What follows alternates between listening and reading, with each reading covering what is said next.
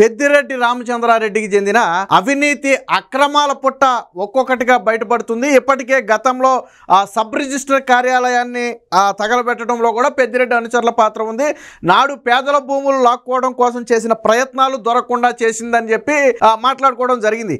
అయితే తాజాగా పెద్దిరెడ్డి భార్య పేరు మీదుగా 28 ఎకరాల ప్రభుత్వ భూమిని కబ్జా చేసి వాళ్ళ పేరు మీద రిజిస్ట్రేషన్ చేయించుకున్నట్టుగా అధికారులు అయితే గుర్తించారు. దీన్ని కూడా పెద్దిరెడ్డి ఎంత చాకచక్యంగా చేశాడంటే, భవిష్యత్తులో ప్రభుత్వాలు మారినా తనకు ఇబ్బంది లేకుండా ఉండటం కోసం ఒక పక్కా ప్రణాళిక సిద్ధం చేసుకుని ఈ భూమిని తన భార్య పేరు మీద రిజిస్ట్రేషన్ చేశాడు. రిజిస్ట్రేషన్ కూడా నాకు ఈ భూమి కావాలి అని చెప్పి ఎంఆర్ఓకి అప్లై చేయటం, ఎంఆర్ఓ గంటల వ్యవధిలో ఓకే అని చెప్పి ఒక సర్టిఫికేట్ ఇవ్వటం, అదే రోజు సబ్ రిజిస్టర్ ఆఫీసులో రిజిస్ట్రేషన్ చేయటం. అంతే, ఒక ప్రభుత్వ భూమిని పెద్దిరెడ్డి భార్య పేరు మీదకు కొన్ని గంటల్లోనే మార్చుకున్నారు. సాధారణంగా మీరు నేను రెవెన్యూ ఆఫీస్కి వెళ్ళామనుకోండి, ఫర్ ఎగ్జాంపుల్ ఏదైనా ఒక చిన్న తప్పు పడిందయా ఆ పాస్బుక్లో, దీన్ని సరి చేయాలని వెళ్తే ఎన్ని రోజులు పడుతుంది?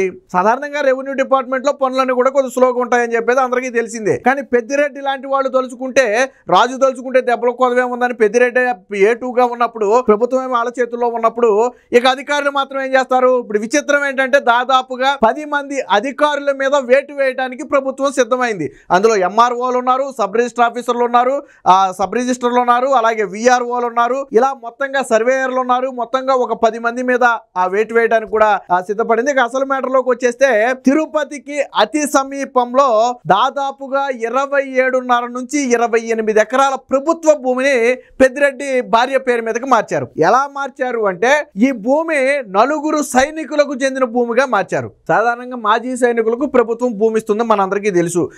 కొంతకాలం ఆర్మీలో సేవలు అందించి, దేశానికి సేవలు అందించి తరువాత అక్కడ పదవీ విరమణ తీసుకుని బయటకు వచ్చిన తర్వాత ఆ ప్రూఫ్స్ అన్ని చూపించి స్థానిక జిల్లాలో వాళ్ళు స్థలాన్ని పొందవచ్చు. అది చట్టం మనందరికీ తెలుసు. అయితే ఇక్కడ 4 సైనికులు ఆ భూమిని కొనుక్కున్నట్టుగాను, ఆ సైనికుల దగ్గర నుంచి పెద్దిరెడ్డి రామచంద్రారెడ్డి భార్య కొనుక్కున్నట్టుగాను సృష్టించారు. విషయం ఏంటంటే, అసలు 4 సైనికులు లేరు. ఆ 4 సైనికులు ఒక ఫేక్. 4 సైనికులకు కూడా ఇచ్చిన తర్వాత దాదాపు 10 ఏళ్ళలో 15 ఏళ్ళలో గడిచిన తరువాత కలెక్టర్ అనుమతితో ఎన్ఓసి తీసుకుని, నో అబ్జెక్షన్ సర్టిఫికేట్ తీసుకుని కలెక్టర్ అనుమతితో ఆ ప్రభుత్వ భూమిని అమ్మాలి. అలాగే వీళ్ళు సైనికులు భూమిని అప్లై చేసుకోవడానికి కూడా, వీళ్ళందరికీ మాజీ సైనికులు అప్లై చేసుకోవడానికి ఒక ప్రభుత్వ అధికారి ఉంటాడు, జిల్లా అధికారి. సో అధికారికి ఇచ్చిన తర్వాత అధికారి నిజంగా ఆర్మీ పర్సనేనా కాదా, ఎన్ని సంవత్సరాలు సర్వీస్ అందించారు, ఏ కేడర్లో సర్వీస్ అందించాడు, అతను రిపోర్ట్స్ ఏంటి, ఐడి కార్డులు ఏంటి, ఇవన్నీ తీసుకున్న తరువాత అప్పుడు భూమిని కేటాయిస్తారు. సో ఇదంతా ఒక పెద్ద ప్రాసెస్.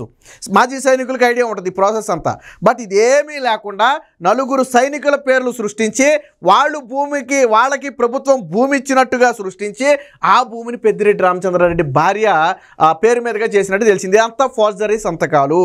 ఇది ఫోరెన్సిక్ ల్యాబ్ నిర్ధారించిన తరువాత ప్రస్తుత అక్కడ ఉన్నటువంటి ఎవరైతే తహసీల్దార్ ఉన్నారో ఆ తహసీల్దారు ఒక స్థానిక స్టేషన్లో కంప్లైంట్ కూడా ఇచ్చింది. వైసీపీ హయాంలో కొన్ని రికార్డ్స్ తారుమారు చేశారు, ప్రభుత్వ భూమిని ప్రైవేటు భూమిగా మార్చేసే ప్రయత్నం చేశారు, ఇందులో కొంతమంది ఇన్వాల్వ్ అయ్యారని చెప్పి ఒక స్టేషన్లో ఒక కంప్లైంట్ ఇస్తే, ఆ కంప్లైంట్ ఆధారంగా విచారణ చేసిన ప్రభుత్వం ఆ భూమి మొత్తం కూడా ప్రభుత్వ భూమి అని నిర్ధారించింది. దాని విలువ ఎంతో తెలుసా?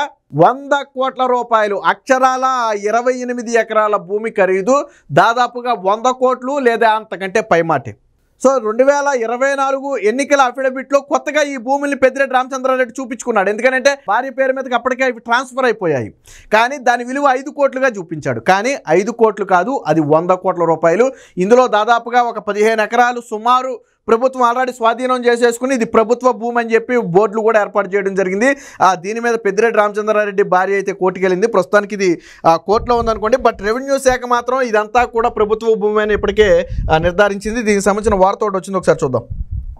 నకిలీ పత్రాలతో పెద్దిరెడ్డి భూ కబ్జా, 100 కోట్ల విలువైన 27.70 అంటే దాదాపుగా 28 ఎకరాలు ఆక్రమణ, మాజీ సైనికులకు ఇచ్చినట్టుగా డీకేటీ పట్టాలంటూ ఫోర్జరీ పత్రాల సృష్టి. ఇవి మొత్తం కూడా ఫోర్జరీ పత్రాలే, ఫోరెన్సిక్ ల్యాబ్ నిరూపించింది. భార్య పేరట వాటి రిజిస్ట్రేషను, రెవెన్యూ రికార్డులన్నీ తారుమారు, తహసీల్దారు సబ్ రిజిస్టర్లను గుప్పిట పెట్టుకుని తతంగం. గత నెల 28న ఏర్పేడు పోలీస్ స్టేషన్లో ఎఫ్ఐఆర్ నమోదు. తహసీల్దారులు, 2 సబ్ రిజిస్టర్లు, 8 మంది ఉద్యోగులపై క్రమశిక్షణా చర్యలకు ప్రభుత్వం సిద్ధం. చూడండి, పెద్దిరెడ్డి బాగానే ఉన్నాడు, పెద్దిరెడ్డి భార్య బాగానే ఉంది, వాళ్ళకి ఆస్తి వచ్చింది. కానీ ఆ రోజు అధికార ఒత్తిడికి తలంచినటువంటి వీళ్ళు ఈరోజు బలి పశువులుగా మారుతున్నారు. పెద్దిరెడ్డికి అయితే పోయేదేమీ లేదు, కోర్టుల చుట్టూ తిరుగుతాడు, ఏదో నా మీద రాజకీయ కక్ష, నా మీద రాజకీయ బురద జిమ్ముతున్నారని చెప్పి ఏదో సొల్లు చెప్తాడు. కానీ పాపం ఇక్కడ ఉద్యోగులు బలి పశువులుగా మారుతున్నారు. ఆ రోజుల్లో ఒకవేళ ఇది తప్పు అని చెప్పే ధైర్యం ఉన్నా ఆ రోజు పెద్దిరెడ్డికి ఎదురు చెప్పే పరిస్థితి ఆ జిల్లాలో లేదు. ఆ ఉద్యోగి కాబట్టి ఇంకొకడు ఎవరో ఒకళ్ళు అయితే తప్పు చేయక తప్పదు కదా. సో అలాంటి పరిస్థితి ఈరోజు వాళ్ళకి శిక్ష అనుభవించాల్సిన పరిస్థితి. వైకాపా హయాంలో నెంబర్ 2గా అపరిమిత అధికారాలు చెలాయించిన ఆయన అక్రమాల్లోనూ అదే స్థాయిలో చెలరేగిపోయారు. ప్రభుత్వ అటవీ మఠం చెరువులు భూములు కనబడిందల్లా భోంచేశారు. వ్యవస్థల్ని అధికారుల్ని శాసిస్తూ 100 కోట్ల విలువైన భూముల్ని ఆక్రమించేశారు. అటవీ భూముల్ని మింగేసి ఎస్టేట్లు మఠం భూముల్ని కొట్టేసి విలాసవంతమైన భవనాలు నిర్మించుకున్నారు. ఆ కోవలోనే ఇప్పటికే ఆల్రెడీ అటవీ భూమిలో పెద్దిరెడ్డి ఆక్రమించుకున్నాడని గతంలోనే తేల్చి చెప్పడం జరిగింది. దానికి ఆల్రెడీ ఇప్పటికే నోటీసులు కూడా ఇచ్చారు. సో ఇప్పుడు ఆ కోవలోనే తిరుపతి విమానాశ్రయానికి అత్యంత సమీపంలో పెద్దిరెడ్డి చేసిన మరొక భూ కుంభకోణం తాజాగా వెలుగులోకి వచ్చింది.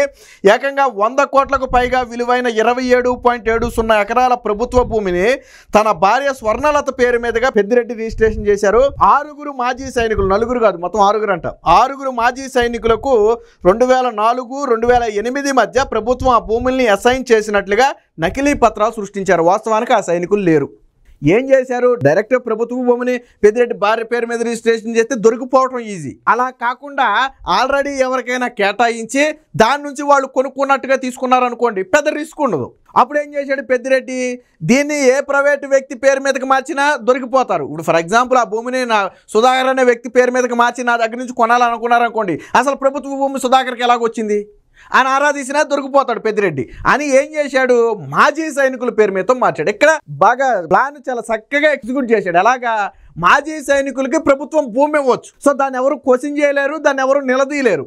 దీన్ని అడ్డం పెట్టుకుని లేని 6 ఫేక్ మాజీ సైనికులను సృష్టించి వాళ్ళకి 2004-2008 మధ్య, మళ్ళీ ఇప్పుడు కాదు 2004-2008లోనే ఈ భూమి వాళ్ళకి ఇచ్చేసినట్టుగా ఫేక్ డాక్యుమెంట్ సృష్టించి, మరి ఎందుకంటే రికార్డెడ్గా ఉండాలి కదా, కొన్ని ఫేక్ డాక్యుమెంట్ సృష్టించి వాళ్ళ నుంచి పెద్దిరెడ్డి భార్యకు వచ్చినట్టుగా ఉంది. వాస్తవానికి ఆ సైనికులు సబ్ రిజిస్టర్ ఆఫీస్కి వచ్చారా అంటే రాలేదు, వాళ్ళు తంబలేసి సంతకాలు పెట్టారా అంటే పెట్టలేదు. వాళ్ళ పేరు మీద సృష్టించినవన్నీ కూడా నకిలీ డాక్యుమెంట్స్, ఫోర్జరీ డాక్యుమెంట్స్. సో ఇది ఫోరెన్సిక్ ల్యాబ్ కూడా నిర్ధారించింది. వాటిని వ్యవసాయేతర అవసరాలకు వినియోగించుకునేందుకు భూ వినియోగ మార్పిడి కూడా చేశారంటే భూమి సాధారణంగా వ్యవసాయ భూమిలో ఏదన్నా మనం కట్టాలన్నా దాన్ని రియల్ ఎస్టేట్కి కానీ ఇంకో దానికి వాడాలన్నా ప్రభుత్వ అనుమతి తీసుకుని దాని భూమిని కన్వర్ట్ చేసుకోవాలి. సో అలా కూడా పెద్దిరెడ్డి దాన్ని మార్చేశాడు. ఆ భూములు తనవేనని వాటి విలువ 5.5 కోట్లని 2024 ఎన్నికల్లో పేర్కొన్నాడు. 100 కోట్లను 5 కోట్లుగా చెప్పుకున్నాడు. ఆ భూమిని మాజీ సైనికులకు అసైన్ చేసినట్లుగా నకిలీ పత్రాలు సృష్టించారని రాష్ట్ర ఫోరెన్సిక్ ప్రయోగశాల నిర్ధారించింది. సో వాళ్ళు ఇచ్చినటువంటి ఎవరైతే మాజీ సైనికుల పేరు మీద సృష్టించారో అవన్నీ ఫేక్ డాక్యుమెంట్, ఒరిజినల్ డాక్యుమెంట్స్ కాదు అని ఫోరెన్సిక్ ల్యాబ్ అయితే నిర్ధారించింది. దీంతో 15.10 ఎకరాలను ఆల్రెడీ ప్రభుత్వం స్వాధీనం చేసుకుంది. 27.70లో 15.10 ఎకరాలను స్వాధీనం చేసుకుంది. మిగతా భూమిని స్వాధీనం చేసుకోవడానికి కోర్టులో కేసు నడుస్తుంది. ఆల్రెడీ నేను చెప్పా, వాళ్ళ భార్య కోర్టుకి వెళ్ళిందని నేను ఆల్రెడీ చెప్పా. సో ఆ కేసు నడుస్తుంది కాబట్టి ప్రస్తుతానికి అది హోల్డ్లో ఉంది. త్వరలోనే దాన్ని కూడా స్వాధీనం చేసుకోబోతున్నారు. పెద్దిరెడ్డి పాపం పైకి వచ్చి చాలా సౌమ్యంగా కనపడి నిన్న మొన్న నా కొడుకుని టెర్రరిస్టులాగా చూస్తున్నారు, ఉగ్రవాదిలా చూస్తున్నారని మాట్లాడాడు. కానీ రాష్ట్ర ప్రజల సొమ్మును ఈ విధంగా దోచేసిన టెర్రరిస్టులు, ఉగ్రవాదులు అందరూ మీ పార్టీలో ఉంటే మీరు ఎదుటి పార్టీలు విమర్శించడం హాస్యాస్పదంగా ఉంది. ఎప్పటికీ అటవీ భూములను కొట్టేశాడు. ఆరాధి నిర్ధారించింది, అటవీ భూముల్లో కొట్టేసి నేను నా దగ్గర పనిచేసే పనుల కోసం నేను బిల్డింగ్ కట్టానని చెప్పాడు. దాదాపు 20 కోట్లు 30 కోట్లు పెట్టంట అక్కడ పనిచేసే పని వాళ్ళ కోసం బిల్డింగ్ కట్టాడంట. ఎవరి చెవులో పూలు పెట్టాలనుకుంటున్నాడో అర్థం కావట్లా. ఇప్పుడు మరొక విమానాశ్రయానికి అత్యంత సమీపం, తిరుపతి విమానాశ్రయానికి. అసలు పెద్దిరెడ్డి కన్నుబడిందే ఆ భూములు వాల్యూ ఉంటుంది కాబట్టి. ఎందుకంత వాల్యూ ఉందంటే అవి విమానాశ్రయానికి అతి సమీపంలో ఉన్నటువంటి భూములు, పక్కా ప్లాన్తో కొట్టేసినటువంటి భూములు.